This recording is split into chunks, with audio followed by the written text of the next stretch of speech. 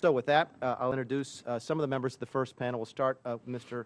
Dirk Haire. He is the managing partner with Fox Rothschild, and he practices in the areas of construction law and government contracts. Mr. Haire is testifying on behalf of the Associated General Contractors of America, for whom he is the serves on the Federal Acquisition Regulation Committee.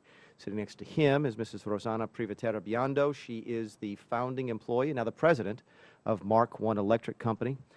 She is testifying on behalf of the President of Women Construction Owners and Executives. Welcome, Ms. Biondo.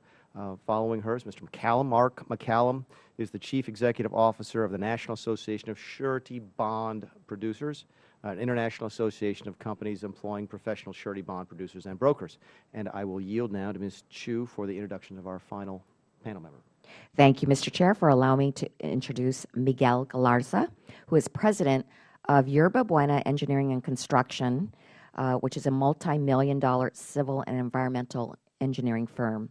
He successfully managed contracts for the U.S. Navy, the U.S. Army Corps of Engineers, the U.S. Air Force, National Park Services, as well as for the California's Department of Transportation, Caltrans. Mr. Galarza has been honored by the Small Business Administration, the California Hispanic Chamber of Commerce, Ernst & Young Inc. magazine, and the Minority Business Development Agency. He received a B.S. in Construction Management and attended UCLA's Anderson School of Business and Dartmouth's Tuck School of Business. Mr. Galarza, I thank you for being here, and I welcome you to the hearing. We should have him sit up here. Goodness gracious. Mr. Haire, fire away. We'll just go right down the aisle. Thank you. Good morning.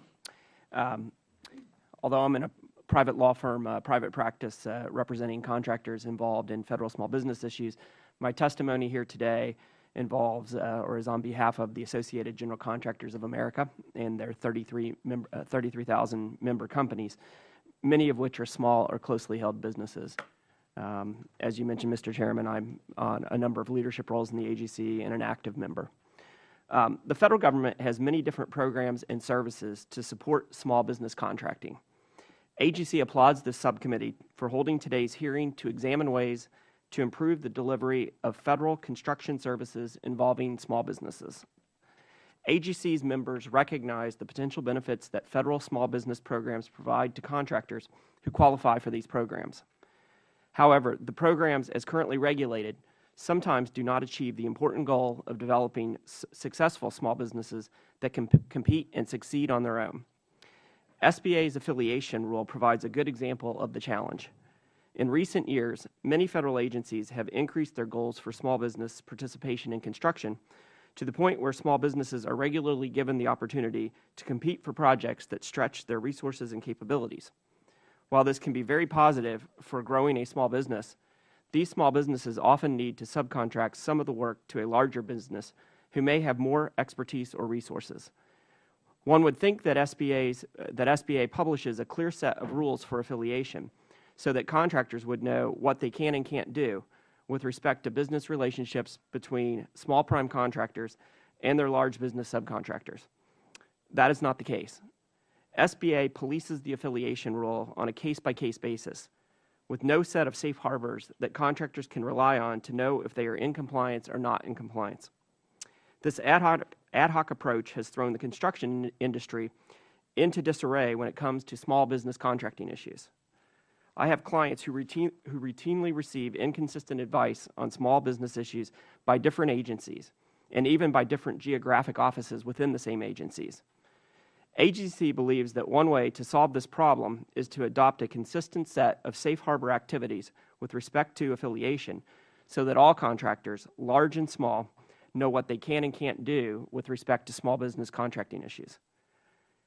The construction industry has historically supported and provided opportunities for small businesses and is proud of its efforts to include small businesses and allow small businesses to develop.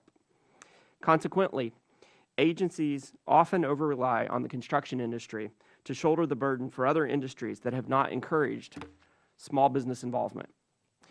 Agencies try to meet their entire goal by limiting competition almost only to small businesses in construction. In effect, the construction industry has been penalized for their success encouraging the utilization of small businesses. The same concern holds true for small business subcontracting. I routinely see solicitations for $100 million and even billion-dollar construction projects with small business subcontracting goals of 70% or more.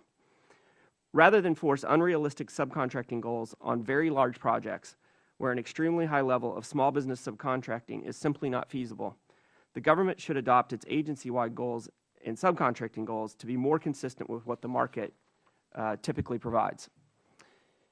We thank the committee for recognizing the need to begin to address the issue of allowing prime contractors to fully report and receive credit for small business subcontracting activities at all tiers.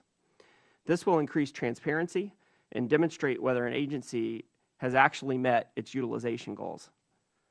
Another major challenge for contractors over the past several years is how federal agencies have addressed the consolidation of multiple construction contracts into a single contract, the bundling issue.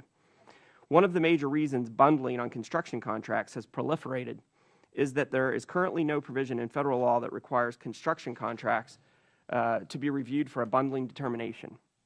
Incidentally, from our members' perspective, the utilization of multiple award task order contracts, MATOCs, or multiple award construction contracts, also known as MACs, as they've been called, fit within the parameters of, from our view, fit within the parameters of contract bundling. AGC thanks this committee for its consideration of revising the bundling definition to clarify that contract bundling rules apply to construction procurements and that these procurements must be reviewed for any negative impacts on small companies. Another trend that we have seen at the state and local level is the proliferation of local geographic preferences. AGC believes that these preferences can in fact be very detrimental because they encourage retaliatory measures from other local surrounding jurisdictions and can have the effect of hurting small and local construction companies that typically are limited by geography. Thank you for the opportunity to provide our views on working with the federal market. AGC strongly recommends Congress reform the federal procurement process to, 1, create safe harbor standards that do not penalize contractors for making good faith efforts to abide by the SBA rules and regulations, and specifically the affiliation rule. 2, limit over-reliance on construction to achieve overall agency small business subcontracting goals. 3, ensure that small business goals take into consideration small business capacity in the relevant markets. 4, count all small business participation at all contracting tiers. And 5, revise the bundling definition to clarify that contract bundling rules apply to construction procurements. Thank you. I appreciate the time.